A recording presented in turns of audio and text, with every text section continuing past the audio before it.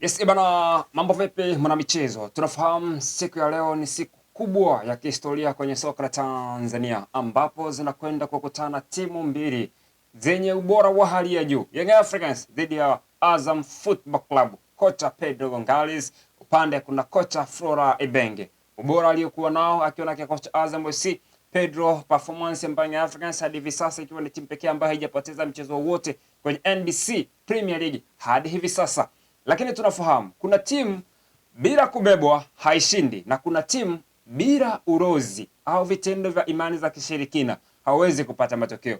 Tunazo taarifa kutoka kwa mdau wa soka ambaye ametupenyezeshea video zikiwaonesha usiku wa kuamkia leo kuelekea kwenye mchezo wa Dar es Salaam Derby, Young Africans dhidi ya Azam Football Club katika dimba la Benjamin William Mkapa, vikiashiria kwamba kuna uvunjifu wa kutokufuata sheria, taratibu na kanuni za mpira wa miguu kama ambavyo kiitifaki inastahili, wakienda kufanya vitendo ambavyo si vya kiungwana, si vya kimchezo, vitendo vinavyoashiria imani za kishirikina kwenye uwanja wa Benjamin Mkapa kabla ya mchezo husika.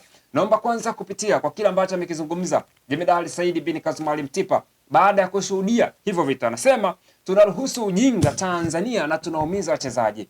Iko wapi ile nguvu ya kusajili wachezaji kwa pesa kubwa, na kuna haja gani ya kusajili wachezaji kama tunaendelea kuamini kwenye imani za kishirikina?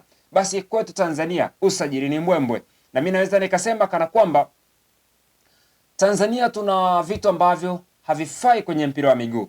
Jemdali anasema soka letu kuna shida nyingi, lakini kubwa zaidi kwa sasa ni hizi: moja, betting, wachezaji na viongozi kujihusisha na michezo ya kubashiri, wakati mwingine hata kuhusiana na mechi zinazohusu, na hii ni kansa kubwa mno kwenye soka la Tanzania. Jambo la pili, 442, kemikali zinazopulizwa kwenye vyumba vya kubadilishia nguo kwa timu pinzani ili kupunguza uwezo wa wachezaji wa timu husika. Hii ni zaidi ya kansa kwenye ligi yetu. Vitendo hivi vinafanyika sana. Jambo la tatu, rushwa. Hakuna ushahidi sana kuhusu hili ambapo kuna uhusiano na upangaji wa matokeo, lakini mifano na malalamiko hai ni mingi na viongozi wameshawahi kufungiwa kwa hili. Wachezaji na virabu vishalalamika kuhusu hili.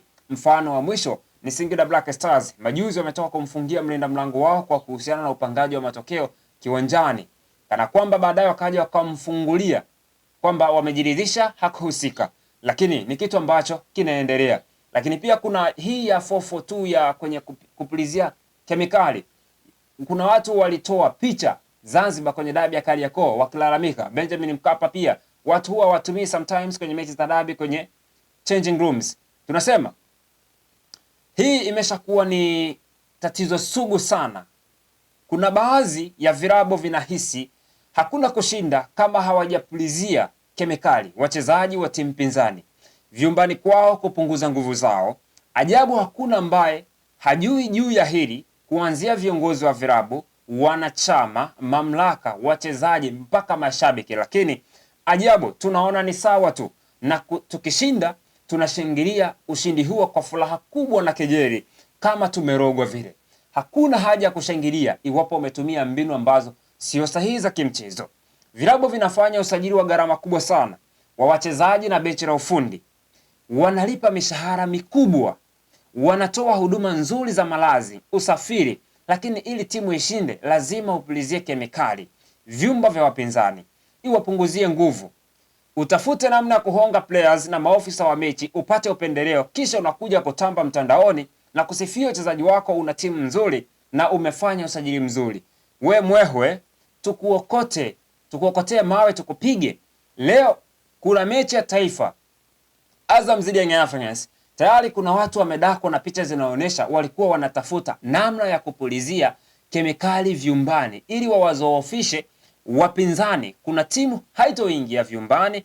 Kwa nini mnasajili na kulipa kwa kusifia sajili zenu na mnajidani mna timu nzuri? Chezeni kavukavu. Sasa narudia, leo kuna mechi taifa Azam dhidi ya Young Africans. Tayari wamedakwa watu na picha zinawaonesha walikuwa wanafanya au wanatafuta namna ya kwenda kupulizia kemikali vyumbani ili ziwazoofishe wapinzani. Kuna timu haitoingia vyumbani. Kwa nini mnasajili na kulipa watu kwa kusifia sajili zenu na mnajidai mna timu nzuri? Chezeni kavukavu sasa.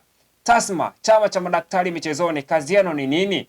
Mmewahi kufanya study kujua hizi kemikali na side effect zake, ili muwaambie TFF, manake wanaovuta ni binadamu, kama zinawapunguzia nguvu kiwanjani, baada ya muda afya zao zitakuwaje? TFF wasimame. Hawajui hili. Siku moja viongozi walipigana hadharani wakituhumiana hili jambo. Bin Kasmal, the voice of voiceless, Jemedari Saidi Mtipa akizungumza hayo, na haya anayozungumza Jemedari Saidi yana uhalisia na ukweli kwa 100%, kwa sababu ni vitu ambavyo sisi ambao tunapenda kuhudhuria viwanjani tunayatazama, tunayazungumza. Lakini kama hivi ambavyo anazungumza pia Jemedari kupitia social media, viongozi na mamlaka husika zinapaswa kuchukua sheria, taratibu, kufuata na kutaka kujua zaidi kiundani. Haya mambo kama yapo, kwa nini sheria haifuati mkondo? Na kama hao wahusika wanaonekana kwenye video, kwa nini hawachukuliwi sheria? Zimekuwa pia zikitrend video ambazo zinaonyesha kabisa kwamba watu wanamwaga vimiminika kiwanjani, lakini hawachukuliwi sheria. Kwa nini? Bado viongozi wanaendelea kutoa favor kwa hizi timu. Na nukuu Mheshimiwa Waziri wa Michezo Paul Makonda akizungumza kwamba kuna timu imewahi kumwaga kimiminika Benjamin Mkapa ikasababisha kansa kubwa ya uwanja, kana kwamba uwanja uliathirika kutokana na kile kimiminika ambacho walimwaga, na kama taifa waliingia gharama kubwa sana kufanya maboresho kutibu kile ambacho kilifanyika Benjamin Mkapa. Lakini kwa sababu watu walifumbia macho, end of today mambo kama yale yanaendelea.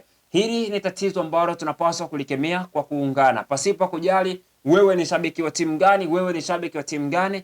Tusimame pamoja, tuusaidie mpira wetu. Ni aibu kubwa kuona vitendo vya kishirikina kwenye soka la Afrika, at the same time wakati huo tunajivunia kwamba tunasajili wachezaji kwa bei ya juu mno. Watu wanalipwa mamilioni ya pesa kwenye signing on fees, mishahara. Pesa zinatumika kuwasafirisha mikoani, zinatumika kuwasafirisha kwenye mechi za kimataifa. Hawatumii mabasi, wanatumia ndege. Lakini of course unapokuja kiwanjani unakutana na vitu ambavyo vinafanywa nje ya uwanja, vinapelekea hata ladha ya ule mchezo husika, burudani ya soka inakosekana. Vitendo vya kishirikina, nguvu za giza zinatumika zaidi kuliko mbinu za kiwanjani.